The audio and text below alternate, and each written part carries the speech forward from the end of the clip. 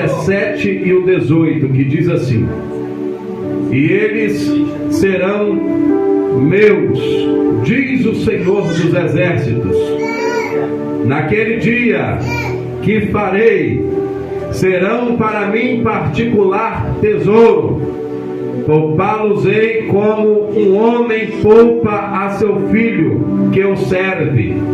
Então vereis outra vez a diferença entre o justo e o ímpio, entre o que serve a Deus e o que não serve. Aleluia. Palavra dada ao povo de Israel através do profeta Malaquias. Irmãos, às vezes parece que não há diferença entre o justo e o ímpio aqui na terra. Às vezes parece que o justo sofre mais do que o ímpio. Porém, não sei se alguns aqui já viram um quadro muito antigo. Desde a minha infância eu vi esse quadro nas casas antigamente, hoje nem tanto. Já procurei até para comprar, mas não consegui achar ainda esse quadro para mim tê-lo até aqui na igreja. Mas existe um quadro muito antigo intitulado Os Dois Caminhos.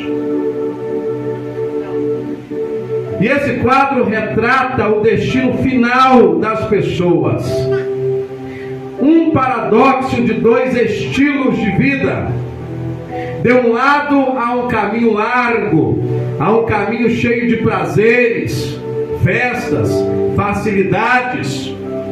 Do outro há um caminho estreito, cheio de obstáculos, às vezes espinhos, e no final dele tem uma igreja também. No final de cada um desses caminhos está o destino daqueles que o trilham. O primeiro caminho, o caminho largo, leva à perdição, ao inferno, ao fogo destinado aos ímpios. O segundo leva para a salvação, ao céu, a paz junto ao trono do Cordeiro. O pintor preocupou-se com as pessoas que estavam caminhando por aqueles caminhos e tentou alertá-los quanto ao seu futuro. E nós lemos hoje aqui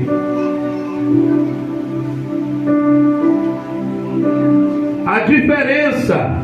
Outra vez vereis a diferença entre o justo e o ímpio, entre o que serve a Deus e o que não serve. Às vezes nós vemos, igual já falei, pessoas às vezes prosperando com os caminhos, em caminhos tortuosos, e nós às vezes parece justos e passamos por dificuldade. Mas deixa eu te dizer uma coisa. Em Gálatas,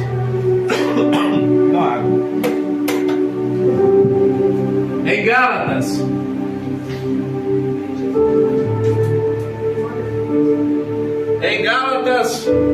no capítulo 6, versículos 7 e 8. Versículos 7 e 8 diz: não vos enganeis, de Deus não se zomba, pois aquilo que o homem semear, isso também colherá. Porque o que semeia da carne colherá a corrupção. mas o que semeia no Espírito, do Espírito colherá a vida eterna. Aleluia, glória a Deus.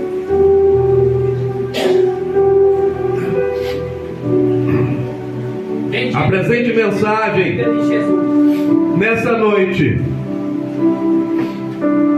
quer ajudar o povo de Deus a compreender o futuro nosso, o futuro da humanidade, o que vai acontecer conosco depois da morte. Para tanto, é importante reconhecermos a diferença entre o justo e o ímpio, entre o que serve a Deus e o que não serve. É importante reconhecermos a diferença entre o justo e o ímpio. Estes, dependendo de suas escolhas durante a sua vida, alcançarão a salvação eterna ou a perdição eterna. É o ser humano que escolhe para onde quer ir. A profecia de Malaquias foi dada por Deus no tempo de Esdras e Neemias, durante a volta do cativeiro babilônico. Se eu não me engano, semana passada eu falei sobre o cativeiro babilônico, que durou 70 anos, e agora é após o cativeiro babilônico. Na reconstrução da cidade, da religião e do culto, caracteriza-se o seu livro, o livro de Malaquias, pelo seu estilo contestador, indagador. O profeta coloca-se no lugar de advogado de Deus, inquirido pelo povo acerca de diversas questões, mais precisamente 7 perguntas atrevidas e incisivas, perguntas terríveis, 7 perguntas terríveis que o povo de Israel faz para Deus. A primeira pergunta que o povo faz para Deus está em Malaquias, no capítulo 1 e o versículo 2. O povo de Israel pergunta: em que tens amado? A segunda pergunta está no capítulo 1 e o versículo 6. Em que desprezamos nós o teu nome, Deus? A terceira pergunta atrevida do povo de Israel está no capítulo 1 e o versículo 7. Em que te havemos profanado? E depois, no capítulo 2, versículo 17, está a quarta pergunta, capítulo 2, versículo 17. Em que te enfadamos? Em que o enfadamos? No capítulo 3, pode deixar ela lá, pode deixar. Glória a Deus, só pode pegar aqui. Oh, glória a Deus. Oh, glória a Deus. No capítulo 3, versículo 7, a quinta pergunta: em que havemos de tornar? E depois a sexta pergunta, no capítulo 3 e o versículo 8, o povo de Israel pergunta para Deus: em que te roubamos? E o capítulo 3, versículo 13: que temos falado contra ti? Este atrevimento se deveu ao fato da nação de Israel sentir-se frustrada, sentir-se que Deus não estava castigando os povos vizinhos, mas o povo de Israel estava passando por dificuldades. Eles percebiam a diferença que havia entre eles e os povos politeístas, idólatras, adoradores de imagens, de esculturas e ídolos, santos, aleluia, e etc. Povos cruéis, povos devassos, os vizinhos de Israel. Diante deles, os israelitas pareciam santos, pareciam bons, pareciam honestos, fiéis. Por isso, entre murmúrios de indignação, os censuravam por terem sido tão justos na sua maneira de viver, e diziam: é inútil servir a Deus. Diziam: vejam os outros povos, vejam as outras nações. O que nos aproveitou termos cuidado em guardar os seus preceitos e andar nos seus caminhos, andar de luto diante do Senhor? O povo estava ressentido com Deus. Era impossível evitar comentários dentro de Israel, menos exasperados. Deus, porém, não aceitou. Deus, porém, não aceitou as palavras injuriosas do povo, e através do profeta Malaquias transmitiu-lhes o seu desagrado, dizendo: eu ouvi tudo, as vossas palavras foram agressivas para mim. Deus também ouviu e atentou para as palavras daqueles que o temiam e se lembravam do seu nome, e mandou que fosse escrito um memorial a esse respeito. A sua presença acerca deles, declarou Deus no versículo 17: são minha possessão. Os remanescentes são minha possessão particular.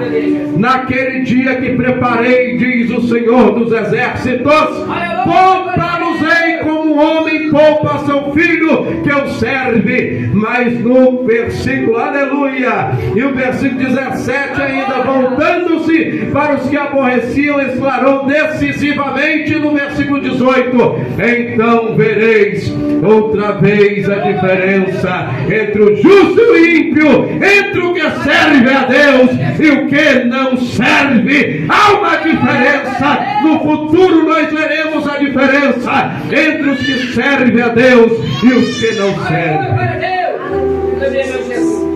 Aleluia! Em toda a Bíblia distinguimos a tremenda diferença entre o justo e o ímpio. Vejamos. Primeiro, vamos falar aos ímpios. São chamados de árvore corrupta, arbustos no deserto, cães, cabritos, cegos, cereal queimado, cera derretida, cinza sob os seus pés, escorpiões, espinhos, abrolhos, estrelas errantes, feras, filhos da desobediência, filhos da ira, filhos do maligno, filhos do diabo, filhos da perdição, fumaça, geração perversa, inimigos da cruz, inimigos de Deus, insensatos, edificado sob areia, joio, lobos, leões cobiçosos de presas, nuvens de sem água, ondas espumantes do mar, abomináveis, moinha que o vento espalha, redemoinho que passa, sepulcros caiados, terreno pedregoso, transgressores, vasos da ira, vestes corroídas pela traça, víbora, surda, etc, etc. É a Bíblia que os descreve assim.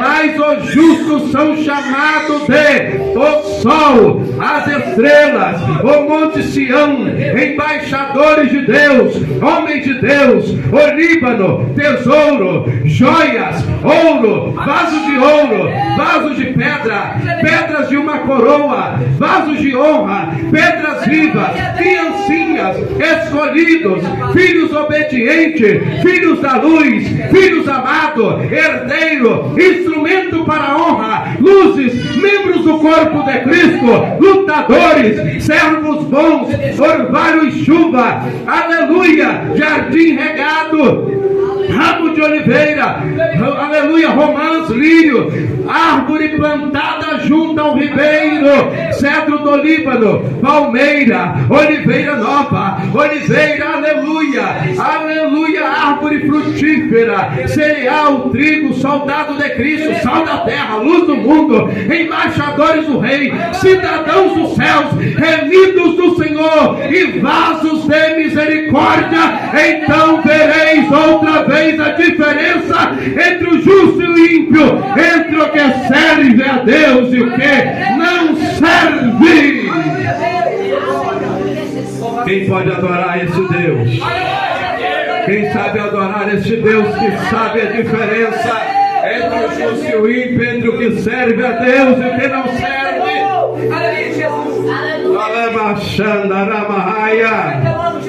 Vale a pena ser crente, vale a pena ser fiel, vale a pena crer no Senhor Jesus. A Bíblia afirma claramente que o ímpio está destinado à condenação eterna. Essa condenação não é um castigo de Deus ao ímpio, mas uma consequência das suas escolhas feitas por aqui na terra em vida.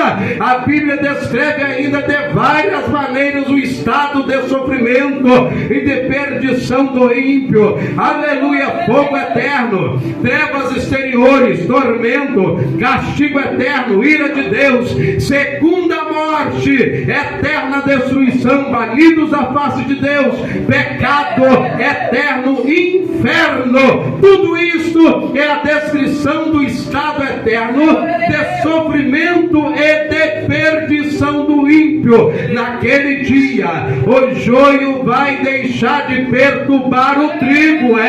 Naquele dia, o joio vai parar de perturbar, aleluia, o trigo. Naquele dia, as máscaras da religiosidade humana vai cair por terra e todos vão de ver a diferença entre o justo e o ímpio, entre o que serve a Deus de verdade e o que não serve.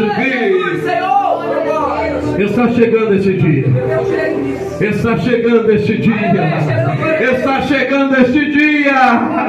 Aleluia, está chegando este dia. Aleluia, é tão certo que está chegando esse dia.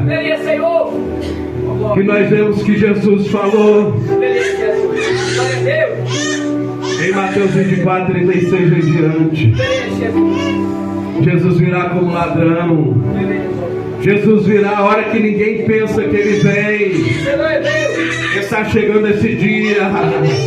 Sabe por que está chegando esse dia? Essa madrugada, essa noite, eu vi um pastor renomado dizendo assim que ele não acredita mais na vinda de Jesus.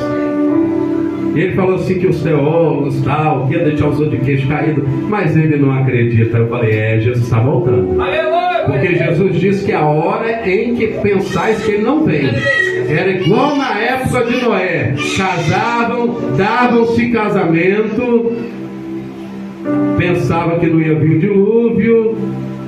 No começo até acreditava, depois deixou de acreditar, porque 100 anos construindo uma arca, abusaram de Noé. Mas quando chegou perto do dia, quando Noé entra na arca com sua família, os animais estavam dentro da arca, a porta da arca se fecha. Mas não foi Noé que fechou, foi Deus que fechou. E aí, eles tentaram, gritaram, Noé, abre-nos a porta, quando viram que a chuva descia de cima e a água brotava de baixo para cima. E aí Noé falou, meu Deus, eu não posso abrir. porque não foi eu que fechou. Não foi eu que fechei. Deixa eu te dizer uma coisa para você nessa noite. A porta que Deus fecha, ninguém pode abrir, mas a porta que Deus abre, ninguém pode fechar. Se Deus abriu a porta para você, o diabo não fecha, o inimigo não fecha, o homem não fecha. Se Deus abriu, ninguém pode fechar. Aleluia, aleluia, aleluia, aleluia. E Jesus está voltando para buscar a sua igreja.